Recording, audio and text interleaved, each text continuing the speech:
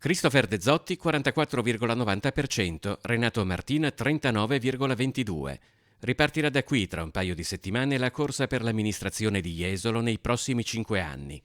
Tra i comuni al voto nella città metropolitana di Venezia, Jesolo è l'unico che dovrà ricorrere al turno di ballottaggio il 26 giugno per conoscere il nome del nuovo sindaco. Siamo molto felici, il dato conferma le nostre previsioni, quindi assolutamente in linea con tutto il lavoro che abbiamo fatto in questi mesi. E il vantaggio è importante, ovviamente il cauto ottimismo ci porterà nelle prossime settimane a non vivere di allori, ma continuare quel percorso che abbiamo fatto in tutte queste settimane. Noi siamo convinti che ci siano forti margini per recuperare quei pochi punti che abbiamo di differenza.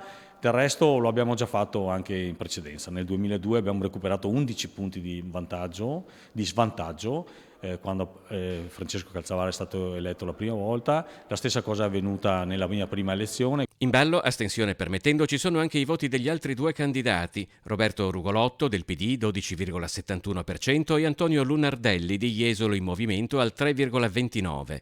Quello tra De Zotti e Martini è un derby interno al centrodestra, un centrodestra che appare diviso sul tema continuità e discontinuità di amministrazione. Noi abbiamo nei mesi di trattative cercato di far passare un messaggio che era quello che Jesolo chiedeva una discontinuità rispetto al passato, un messaggio di cambiamento. Alla luce dei risultati odierni penso che il messaggio più corretto nel tavolo di centrodestra fosse quello nostro. Noi pensiamo che il centrodestra che abbiamo costituito con la mia candidatura sia un centrodestra moderato, quindi dia la possibilità di abbracciare la gran parte dell'elettorato moderato, di grande concretezza ed esperienza fatta appunto in tutti questi anni, sia dall'amministrazione mia precedente, sia quella successiva di Calzavara e poi anche l'ultima